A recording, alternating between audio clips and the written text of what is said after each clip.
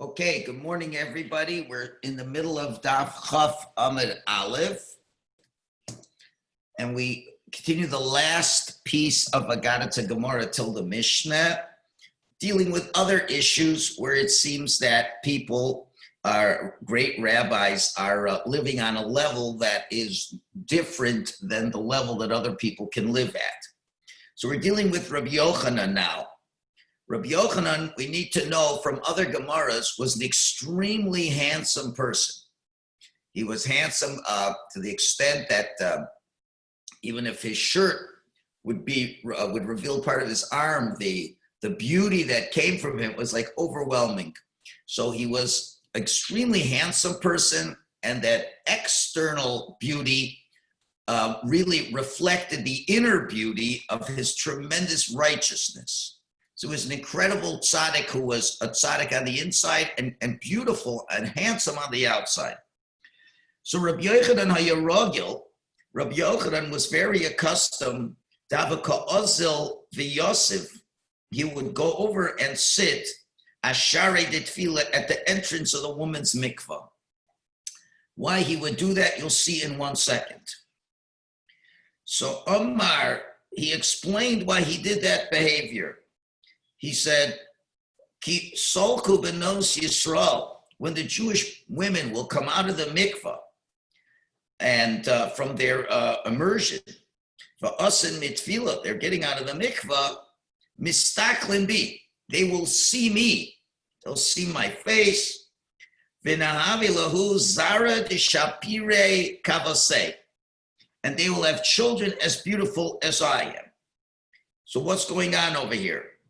So, as I said, Rabbi Yochanan was extremely handsome, and we know there is this concept that the thoughts that parents have at the times when they're intimate after mikvah, and there's a better likelihood that they can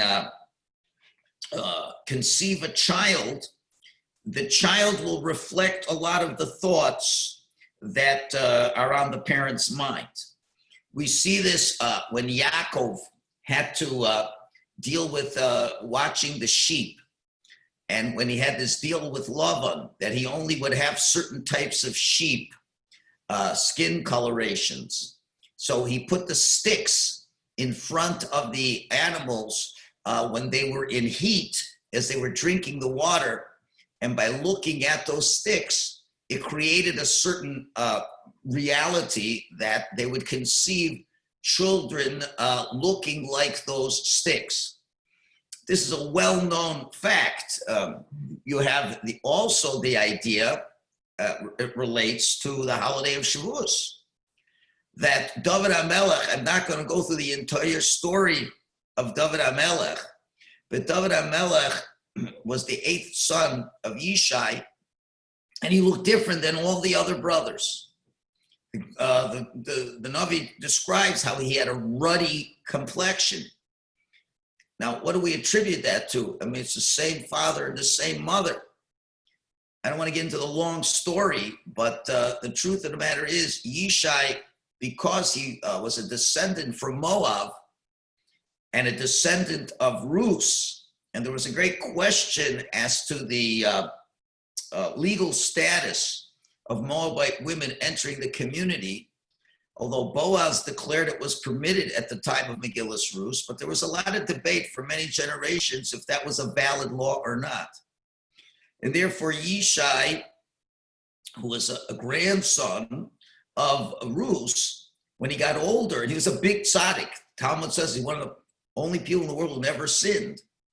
So he was very yorei chet, afraid maybe he is sinning and really is not Jewish, even though he's had 7 children already. So because of the doubt, he told his wife that he will no longer be intimate with his wife because he's afraid that he'd be sinning if he really wasn't Jewish or cause her to sin, whatever. Anyway, so he instead found a Canaanite a slave to live as husband and wife intimately with her. And when the slave found out about this, he told the wife of Yishai what's going on. So without Yishai realizing it, the wife of Yishai pulled a Rachel Leah routine on them. And the wife was there instead of the Canaanite maidservant, and the husband did not know. And then that's when the night that David was conceived. And David was conceived looking much different than his brothers. Why? Because the father was assuming he was going to be with a Canaanite slave, which is of a much darker complexion. So it's with those thoughts, it really impacts the nature of the child. It's something that cannot be minimized. The holy books talk a lot about that, about the holy thoughts a person should have before intimacy. It's not merely a physically pleasurable act. There's nothing wrong with it being pleasurable, but there is a lot of holy thoughts that should be involved, and the type of child you will have depends on that. Bornita discusses a lot about that. The child that comes out has a lot to do with the union of the thoughts that are there. So clearly when you're coming out of the mikvah, there's even some opinions that say that if a woman comes out of the mikvah and as soon as she comes out of the mikvah, she's a dog or something like that, she should go back to the mikvah. It affects very much. So therefore, Rabbi Yochanan, because he was such two things, a handsome on the outside and spiritual on the inside, he wanted these women to see him, and therefore they would have children like that. You can imagine if you have the Gadol Hador standing outside the mikveh and wishing you, should have beautiful children. That's, better than any bracha. Anyway, so that's what he was doing over there. Now, it's interesting what the question that the rabbis asked. Before, when we had the question of Rav Gidl, and he was instructing the women how to go to the mikveh, so people said, aren't you afraid of your Yetzer Hara? But now the question's going to be different. Amrle Rabbanan, the Rabbanan said, Lo mistafi mar me'ein abisha? Aren't you afraid of the ayin hara, of the evil eye? So it's interesting. We're going to have a little bit of a discussion on this. But the simple meaning, as the commentary here says, is that when you publicly display certain virtues you have that are coveted by others, that causes a certain degree of jealous attention, and misfortune accompanies this. So aren't you afraid people are going to look at you and you're so handsome, it'll create the evil eye and something bad will happen to you. Now, it's interesting. Why did they not ask the question, are you not afraid of the Yetzer Hara? Why aren't you afraid of your Yetzer Hara? Because then there's a big debate amongst the rabbis exactly where was Rabbi Yochanan? Where was Rabbi Yochanan? It says he was out by the gates of the mikveh. What does it mean? Was he mamish there when the women came out without any clothes? Similar to Rav Gidl before or not? So some commentators ask, why don't they say, aren't you worried about the Yetzer Hara? So some say, well, he wasn't really telling them how to go to the mikveh, so he could have just, had his head into the Gemara and looking down and wasn't looking at them at all. Or he could have been even outside the mikveh, but right outside when the women got dressed. So therefore, there's no question he was not looking at these women necessarily. However, the question then is because of the evil eye. So what does it mean, the evil eye? So the Maharal and others clearly understand this as a destructive force, a mystical destructive force. It's a spiritual force, not a physical force, that is engendered by causing jealousy in others. Okay? In other words, let's say, I'll give you a classic example. You live in a neighborhood where everybody's is regular and normal, normal wealth and things like that. And you go out of your way to buy a Lamborghini. And what do? You buy the Lamborghini and you park it you don't park it in your garage. You park it on the street in front of your house so everybody can see the Lamborghini and see how rich you are. And that will cause jealousy in other people. And when it causes jealousy, that's the evil eye we're talking about. People now looking at you in a jealous way. Now, let's just explain a little bit more about this. So how does this work? So when Hashem on Rosh Hashanah decides that you should have wealth, that's good. And by law, you deserve to have wealth. So fine, you have wealth. But then when you take your wealth and flaunt it in a way that causes others to be jealous, and that's pain to others, that now arouses a new spiritual judgment that has to be made, which is, yes, you deserved on Rosh Hashanah to have a certain amount of wealth, or for that matter, not even wealth, health. People could be jealous of a lot of things you have. But now they have to say, but do you also deserve to have wealth at the expense of you causing jealousy to others? So there has to be a new retrial. Do you deserve it so much that you're flaunting it and causing others to have pain? Do you still deserve it that much? And then the judgment can be reversed, and then you lose it. That's the classic explanation that I knew for many, many years, and therefore the judgment of positive to be taken away. We will share with you another pshat shortly, a Hasidic pshat. So then your question then because people are worried about this evil eye, and people do all kinds of silly things, putting on a red string, going poo-poo, or, knock on wood, all these mishigasim. We don't want anything bad to happen. So the question is, so what is it really? So one thing we're saying, don't flaunt what you have, but not always can you avoid flaunting it. So we will see, because let's look at the next piece of the Gemara. So they're saying, aren't you worried about ayin hara? You're sitting there, everybody's seeing how beautiful you are. So according to this pshat, they're saying, but it's hard. This pshat we just explained is hard to fit into this Gemara, because these women, I'm sure, are thrilled to have the Gadol Hador be there, and that they'll have children like the Gadol Hador. I don't know exactly who's jealous. It's not like parking a Lamborghini in front of your neighbors. So therefore, that can cause this interpretation to not explain this over here. Let's see his answer, and from the answer we can broaden the explanation what ayin hara means. So Amar Laho, he said to them, I am Mizara de Yosef Kasina. I am a descendant of Yosef HaTzadik. And what do we know about descendants of Yosef HaTzadik? The lo sholta bei eina bisha. The evil eye has no power over Yosef or the descendants of Yosef. How do we know that? Two proofs, really three. Dirsiv, as it's written at the end of Sefer Berachos, when Yaakov gives the brachas to his children, part of the bracha that he gave to Yosef was Bein Poras Yosef, Bein Poras Ale Oyin. A charming son is Yosef. A charming son, here's the critical words, the last two words. Ale Oyin, to the eye. Ale Oyin literally means to the eye.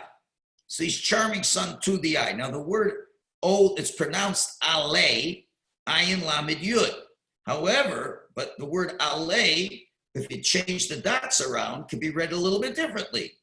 Amar Ravo, and Ravo explains, those last two words can be read, Al Tikre Ale Oyin. There's not only can we pronounce it Ale, mean pleasing to the eye, but Ella Ole Ayin, raising over the eye, meaning that Yosef and his descendants were Ole Ayin, above the eye. Above what eye?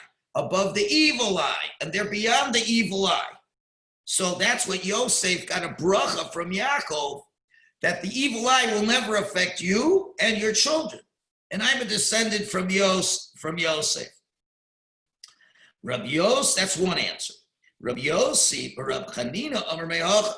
Rabbi Yossi Bar Chanina says, no, this is the source for this. And this is the bracha that Yaakov gave to Yosef's sons, Ephraim and Manasseh, from all the brachas. But part of the bracha was, V'yidgu larov b'kerev haaretz. And they will multiply so much abundantly like fish within the earth. Now, where do you see the word fish? The word v'yidgu. V'yidgu, it's a verb which is explained proliferate. but the root is dog, fish. So if I want it to be very precise, the verb v'yigu is, and they will be fishy. They'll be fishy. That's the literal meaning. They'll be like fish, because we know fish have a lot of babies. You have guppies, you have millions of them. So they'll proliferate. Now, but this is kind of odd, because how do, because you're going to proliferate like fish on the earth. What do we know about fish? We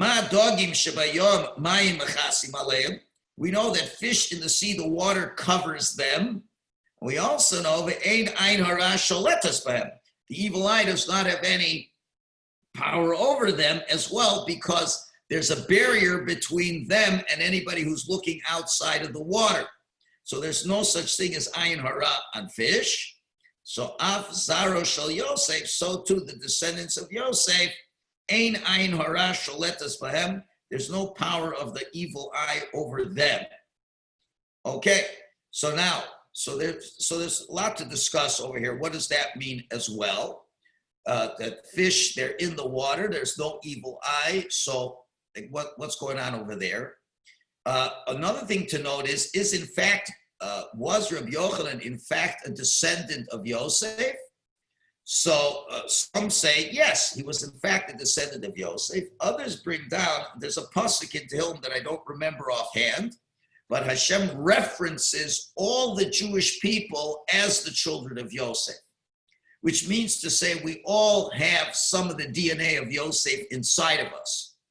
And the way that can be understood is we understand just like there are 7 divine midos that every Jew has, and we have the 7 shepherds, Avram, Yitzchak, Yaakov, Moshe, Aaron, David, and Yosef, who represent the manifestation of that divine midah. So in that way, we all are children of these 7 shepherds, even though you're not a descendant of David. But David brought out the midah of Malchus, which every Jew has. But David brought it out to know exactly how we can have it. So Yosef, so Rabbi Yochanan being a descendant of Yosef means he is a descendant of the qualities of Yosef, which is the midah of Yesod, which we'll talk about in a minute.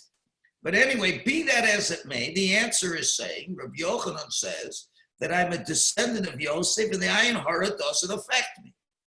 We have to understand what that means. And why does the ayin hara? What did Yaakov mean when he said the ayin hara does not affect Yosef? And finally, the boy say, or if you could say, there's another reason why the evil eye has no power of Yosef. Forget about the psukim, but very simple. What do we know about Yosef's eye?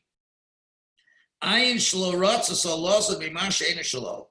Just like Yosef, his eyes did not want to feast on something that was not his, that when the wife of Potiphar made her overtures to Yosef, he refused because he would not take what was not his. So, ein ayin hara sholetas bo. The evil eye has no power over him as well. That's why, not merely because of the bracha of Yaakov, but Yosef's behavior deserves that ayin hara should not be sholate over him. Okay, so that's about as much as ArtScroll's going to give you, and of course ArtScroll's intent is not to go deeper than that. But clearly, there's a lot more that needs to be discussed over here. So let me share with you an incredible idea from Rav Naftali of Ropshitz, who explains this.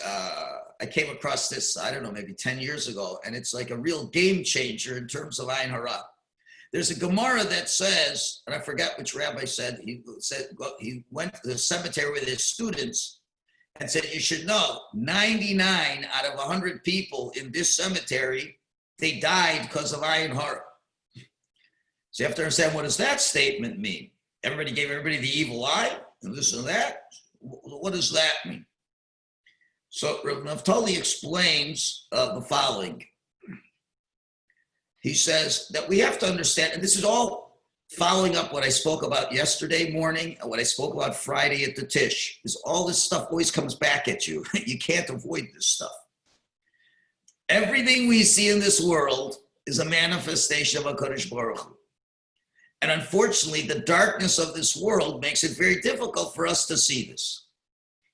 And if everything is the manifestation, not just a glass of water, as I explained on Friday, but every virtue that you and I have, and every fault that you and I have, directly comes from HaKadosh Baruch Hu for purposes for us to redeem that which was exchanged. The great holy energies above of the holy letters of the Aleph, so we're totally connected to Hashem. And it's brought out into this world. And it seems to be a distinctly reality that has nothing to do with Hashem. And that's a bad mistake because we've taken part of God's true entity and allowed it to appear to be disassociated from Hashem.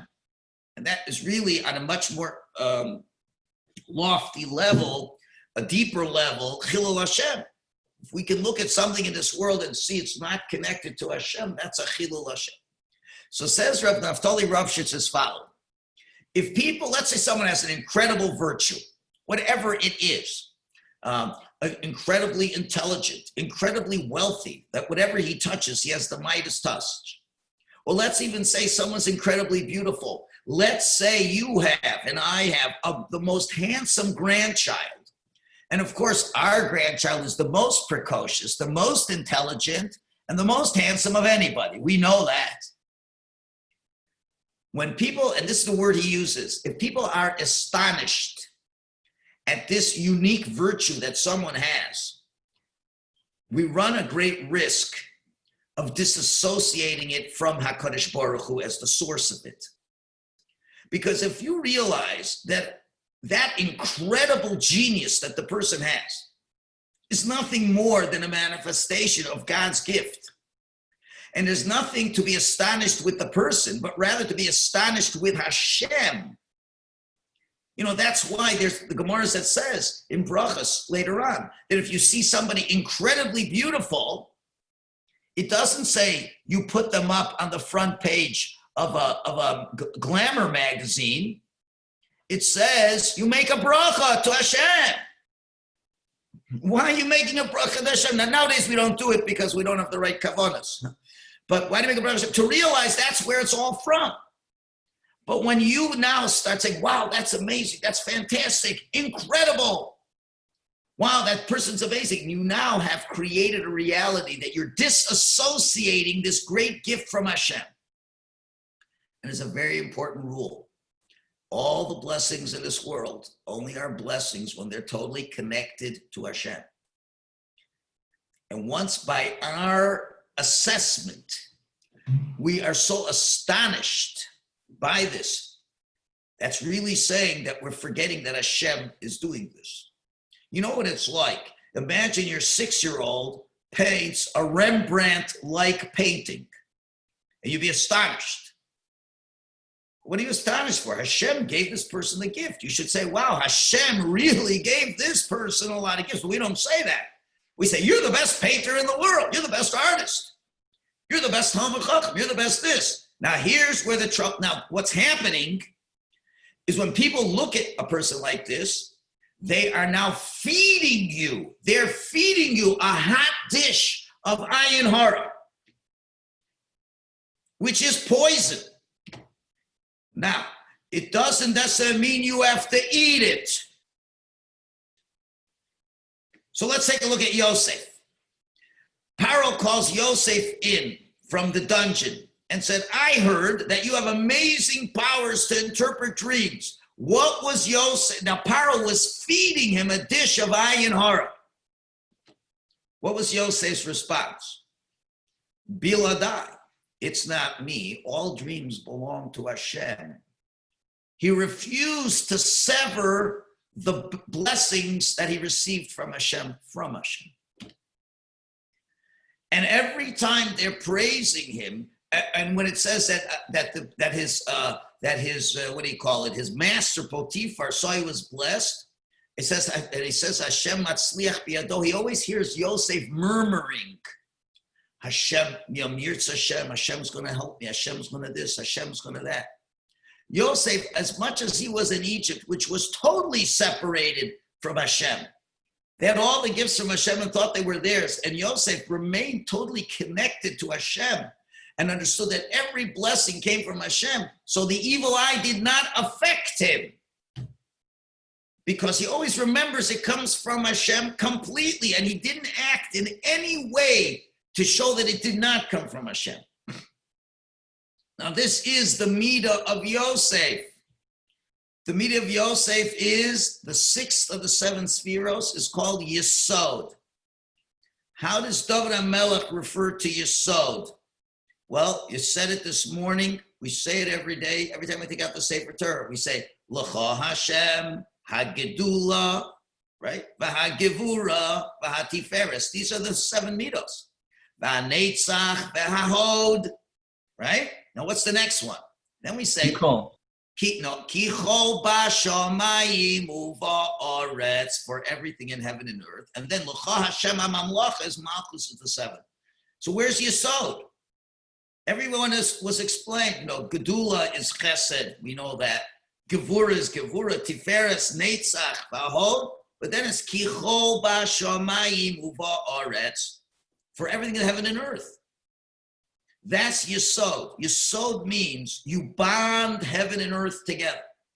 You don't look at the earth, the great blessings of this earth, as a disconnected thing from HaKadosh Baruch Hu.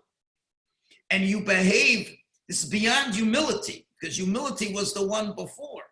But it's not just humility, where humility, this is deeper. This is where you're saying there's no separation between Shamayim and Aretz, even though there looks like there is a separation of Shamayim and Aretz.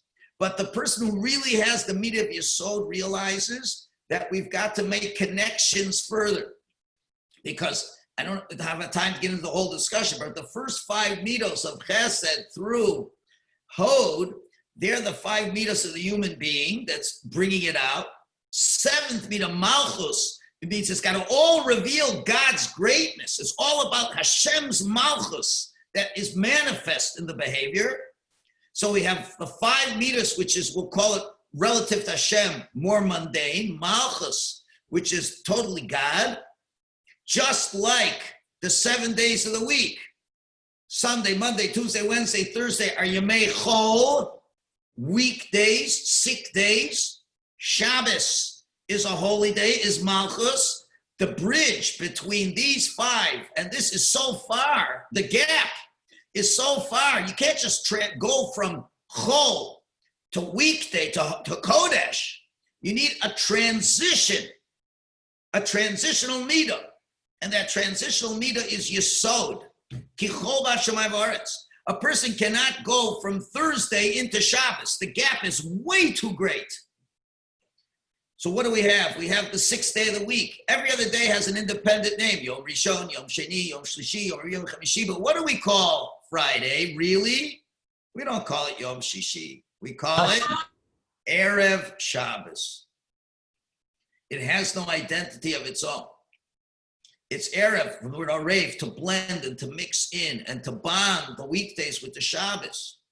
The Shabbos is the goal of the weekdays, but if we look at the weekdays, disassociate from the Shabbos, we've missed the whole goal of what we've done in the weekdays. So it comes now, that midah of Yesod that bonds heaven and earth. Who is the master of bonding heaven and earth, bringing heaven into earth? It's Yosef. That's why he had the two dreams. He had one dream of the grain, which was earth, and one dream of the stars and the sun, which was heaven. He had two dreams, and his mission was take the two dreams and make them one. Go down to Egypt, the most physical place in the world, and make it one.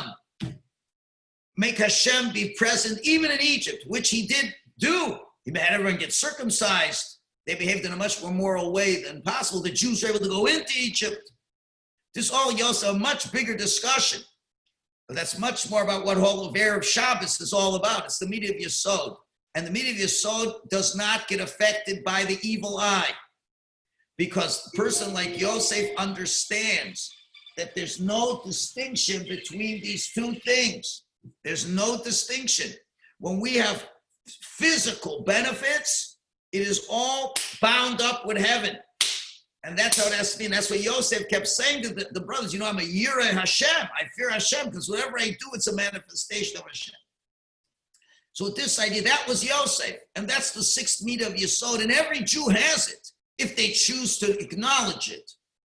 And therefore, you don't have to worry about the evil eye. You're worried about the evil eye? There's only one solution. Don't be inflated by people's compliments. Obviously, the first shot is also true. Don't, flaunt your gifts. But that goes, it's just a touch of the tip of the iceberg or something much deeper. Why would someone flaunt his gift? Why would you park the Lamborghini by the driveway? Because you believe it's yours and not Hashem's. But if you really know that it's all Hashem's gift, what do you care anybody has to see it?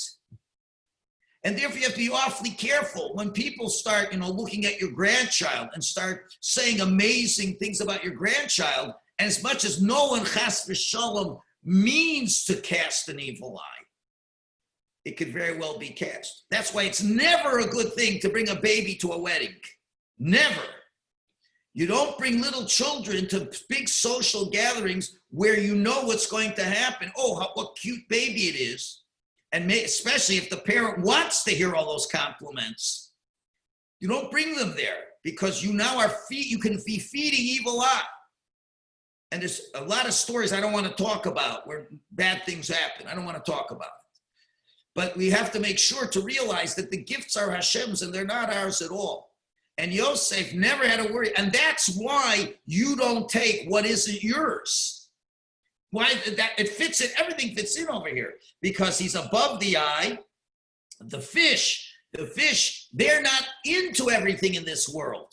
They're in the world and not in the world. They're in planet Earth, but they're not really influenced by planet Earth. That's where there's no ayin hara.